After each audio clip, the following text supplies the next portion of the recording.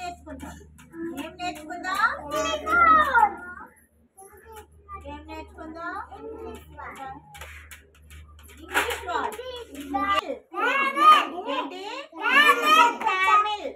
Camel అంటే ఒంటె.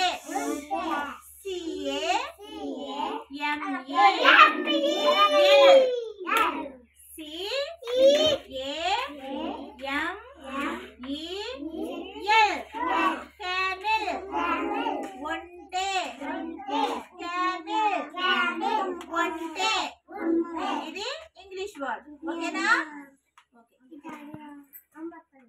Letter ఏముంది? ఈ లెటర్ ఏంటి? లెటర్ ఏంటి? హ్యారీ లెటర్ ఏంటి? శర్మిలా ఈ లెటర్ ఏంటి? You. You for umbrella. U for uniform. మళ్ళీ చెప్పండి. You for umbrella. U for uniform. మళ్ళీ చెప్పండి ఒక్కొక్కరు.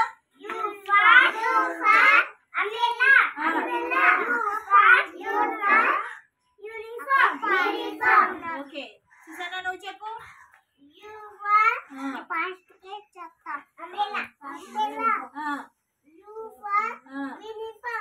శ్రీవల్లి చెప్పు.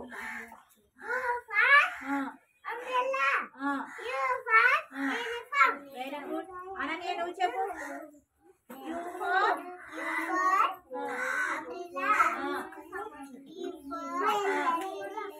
యూనిఫామ్. మహా నువ్వు చెప్పు.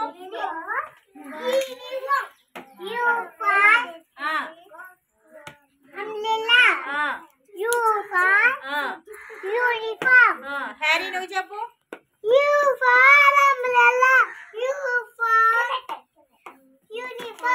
చందన్ నువ్వు చెప్పు.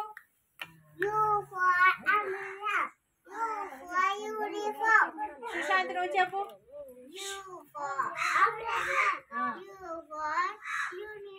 Very good. ఇప్పుడు మీరు ఏం చేయాలంటే ఇక్కడ ఈ మార్క్ ఉంది కదా, ఇలాగా ఈ మార్క్ ప్రకారంగా ఈ చుక్కలు ఎలా ఉన్నాయో ఆ చుక్కలు కలపాలి.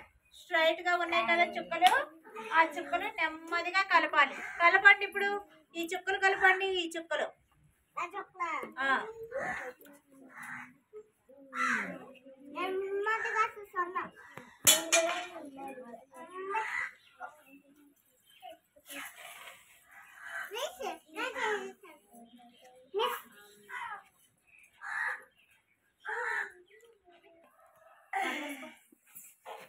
ఇప్పుడు చూడండి. ఇలాగా ఇలా చూడండి. ఇలా చూడండి. ఇక్కడ చూడండి. You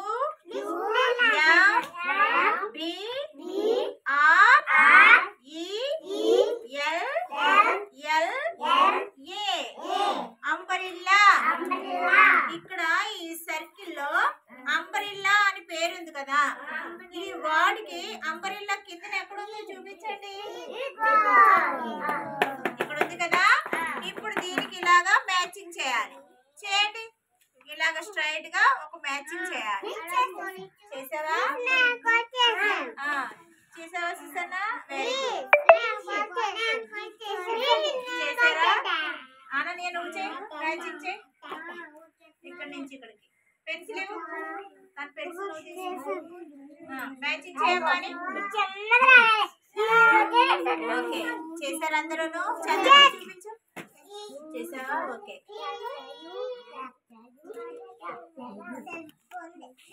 very good. అదనమాట. U for umbrella. U for uniform. ఇప్పుడు ఆ సర్కిల్ లో అంబ్రెల్లా ఉంది కాబట్టి అంబ్రెల్లాకి మ్యాచింగ్ చేయాలి. చేశారు కదా అందరూ? చేశారా? ఓకే అయితే buckle my shoes. 3 4 shut the door. 5 6 pick up the sticks. 7 8 let them strike. 9 10 a big fat hen. మళ్ళీ పాడండి. 1 2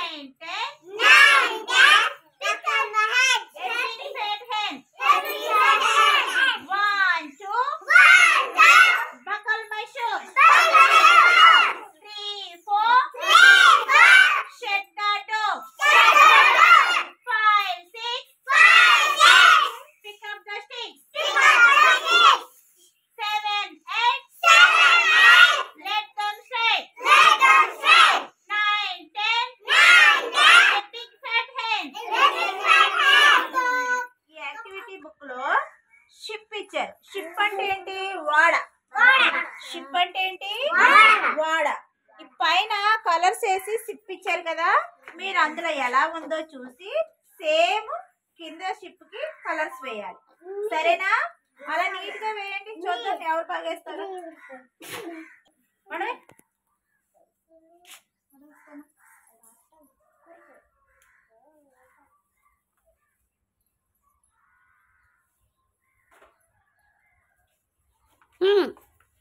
ఇక్కడ ఎక్కడ ఎక్కడ ఉంది? ఇందులో ఎల్లో. ఇంకా నీ బుక్స్ రేపు అమ్మనిచ్చేమని చెప్పున్నా, తెలిసే బుక్స్.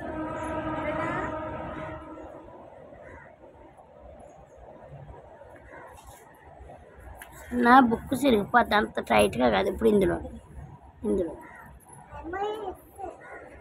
మీరు ఇప్పుడు వేసింది డ్రాయింగ్ ఏంటది? షిప్. ఏంటది? షిప్. షిప్ అంటే తెలుగులో అర్థం ఏంటి? వాడ. షిప్ అంటే ఏంటి? వాడ. అందరూ చూపించండి ఎలా వేశారు చూద్దాం. అక్కడ ఒళ్ళో పెట్టుకోండి, అలా ఒళ్ళో పెట్టుకోండి, అలా అలా ఉంచండి. మీ చేతులు తీసే చందని చూపించమ్మా.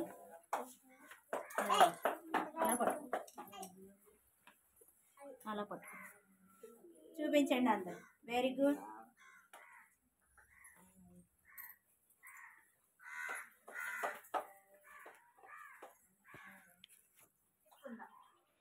జంతువులు అంటే ఇంగ్లీష్ లో యానిమల్స్. జంతువులు ఇంగ్లీష్ లో యానిమల్స్ అంటారు.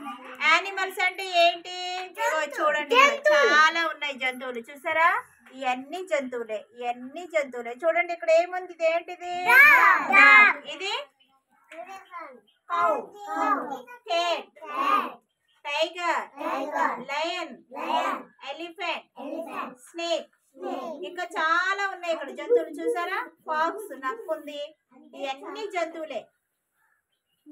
వీటన్నిటిని యానిమల్స్ అంటారు. వీటన్నిటిని ఏమంటారు? యానిమల్స్ అంటారు. అది ద్రౌపది. సరే చూడండి, జంతువుల గురించి ఇప్పుడు నేర్చుకుంటున్నాం కదా.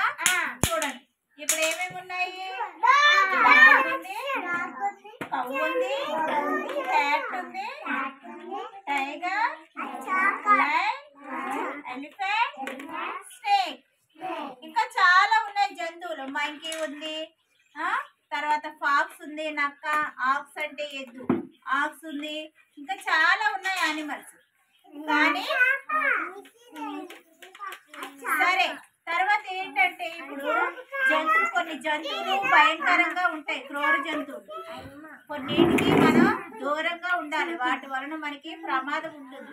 ఆ జంతువులు ఏంటంటే సింహం, తర్వాత పులి, పాము, నక్క, తేలు.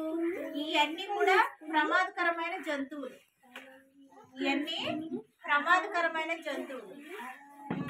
పాము కాటు వేసింది అనుకో ఏమవుతుంది? ప్రాణం పోతుంది, చనిపోతారు.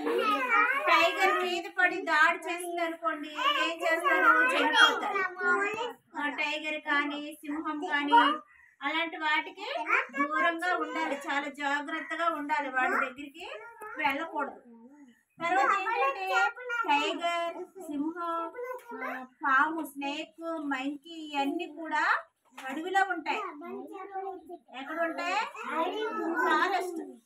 ఫారెస్ట్ అంటే అడవి. ఫారెస్ట్ లో ఉంటాయి ఇవన్నీ కూడా. ఫారెస్ట్ లో ఏమేమి ఉంటాయి? సింహం ఉంటది. సరే చూడండి, పులి, సింహం, పాము, మంకీ ఇలాంటివన్నీ క్రూర జంతువులు. ఇవన్నీ కూడా ఏంటంటే అడవిలోనే జీవిస్తాయి, అడవిలో ఫారెస్ట్ లోనే ఉంటాయి. తర్వాత పాము, టైగర్ ఇవి కూడా చెట్టు మీద కూడా నివసిస్తాయి, చెట్లు ఎక్కేస్తాయి. ఇవి చెట్లు ఎక్కేస్తాయి. సింహం ఎలా గర్జిస్తుంది? అని గర్జిస్తుంది సింహం. టైగర్ కూడా అలాగే గర్జిస్తుంది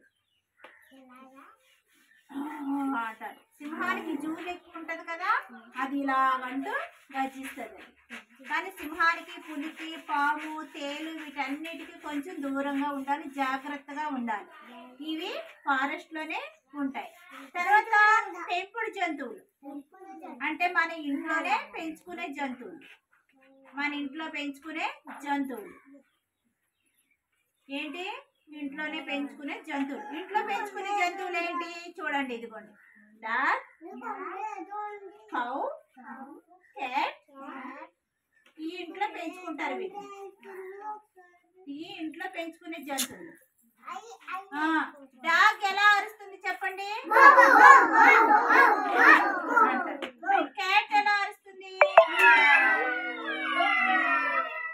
అంటారు. మరి ఆవు ఎలా అంటది? అంటది కదా, అలా అంటదా? అందుకని కుక్కని ఇంట్లో పెంచుకుంటారు, ఆవుని ఇంట్లో పెంచుకుంటారు. ఆవుని పెంచుకుంటే ఆవు వల్ల మనకి ఏంటి ఉపయోగాలు? పాలు వస్తాయి. ఆవుని బాగా దానికి కడుపు నిండా ఆహారం పెట్టాలి, గడ్డి, కుడితి ఇలాంటి అన్ని పెడితే అది తాగేసి తినేసి మనకి మంచి పాలు ఇస్తారు. ఏం చేస్తుంది? పాలు ఇస్తుంది. ఆ పాలు మనం తాగితే మనకి ఆరోగ్యం. ఇప్పుడు రోజు మీరు స్కూల్లో పాలు తాగుతున్నారా? పాలు తాగుతున్నారు కదా, ఆ పాలు ఎక్కడి నుండి వచ్చాయి? ఆవు వలన పాలు వచ్చాయి. ఆవులు, గేదెల వలన మనకి పాలు వస్తాయి. ఆ పాలే గవర్నమెంట్ మీకు పంపిస్తుంది. ఆ పాలు మీరు తాగి హెల్తీగా ఉంటున్నారు కదా, అవునా? ఆవుని ఇంగ్లీష్ లో ఏమంటారు? కౌ అంటారు. మరి గేదెని ఇంగ్లీష్ లో ఏమంటారు? బఫెలో. ఏమంటారు? బఫెలో. బఫెలో అంటే గేదె. గేదె నుండి, ఆవు నుండి వచ్చే పాలు మనం తాగుతాం. కాబట్టి ఆవు, గేదెలు కూడా పెంపుడు జంతువులే. కుక్క ఉంది, కుక్క కూడా పెంపుడు జంతువులే. రోజు మనం కుక్కకి ఇంత అన్నం పెట్టామనుకోండి, అది ఏం చేస్తుంది? విశ్వాసంగా మన ఇంట్లో పడి ఉంటుంది, మన ఇంట్లో ఉంటది. మన ఇంటికి ఎవరు రాకుండా కాపలా కాస్తుంది. మన ఇంట్లో వస్తువులు ఏమి పట్టుకెళ్ళిపోకుండా ఏం చేస్తుంది? కాపలా కాస్తుంది. కనుక కుక్క విశ్వాసం గల జంతువు అంటారు, అందుకే కదా. సరే, తర్వాత పిల్లుంది. పిల్లి ఏం చేస్తుంది? ఇంట్లో ఎలకలు రాకుండా చూస్తుంది. ఏం చేస్తుంది? ఇంట్లో ఇప్పుడు ఇంట్లో ఎలకలు వచ్చేస్తాయి అనుకోండి, ఏం చేస్తాయి? అన్ని కొరికేస్తాయి, పాడు చేసేస్తాయి. పిల్లి ఇంట్లో ఉందనుకోండి, ఏం చేస్తుంది? ఎలక ఇంట్లో రాకుండా చూసుకుంటారు కదా. అందుకు పిల్లి కూడా పెంపుడు జంతువే. పిల్లి కూడా పెంపుడు జంతువు.